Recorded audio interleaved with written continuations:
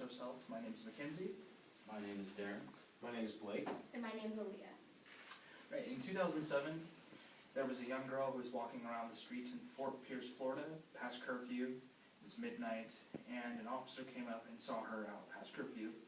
And obviously that's illegal, so he told her to get into the car, and he was going to take her to the station so that the parents could come pick her up. Well, she got an attitude with the officer and got into a little debacle with him.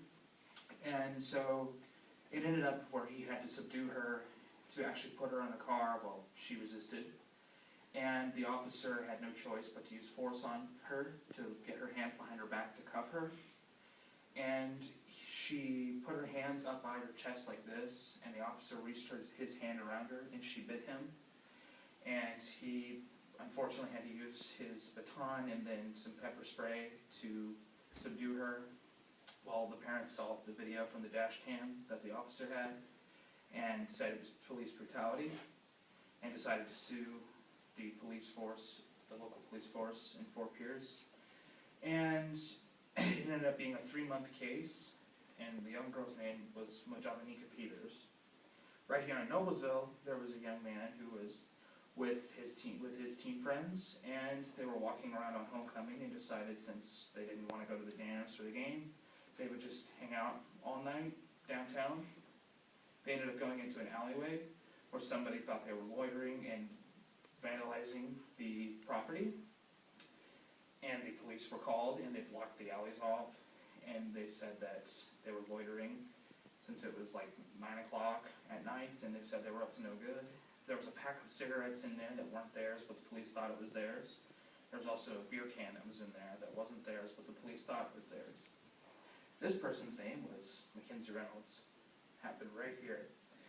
So I tell you these stories because what would happen if there was actually a place where these teens could be to stay out of trouble rather than just trotting the globe whenever they feel like it? What if there was a place where they could go hang out and stay out of trouble, but at the same time have fun?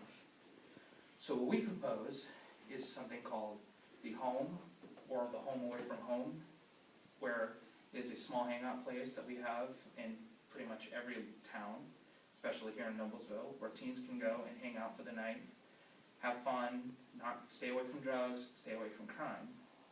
So today, we'll have Blake telling us of the layout of such a place and the funding.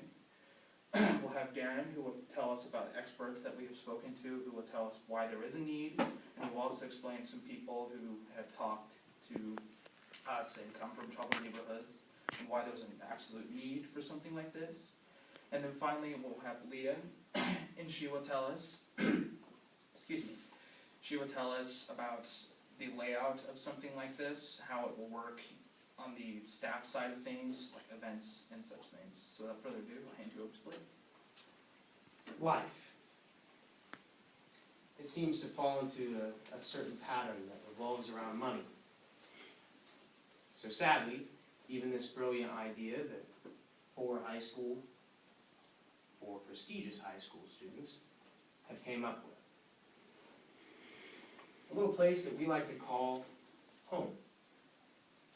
Home consists of a movie room, a game room, a nursery, a basketball court, a study room, a stage for live entertainment or a DJ, a bar filled with snacks and sodas for all to take, a dining room to sit and eat the snack and soda that you've gotten from the bar, a lounge that would consist of pool tables and games.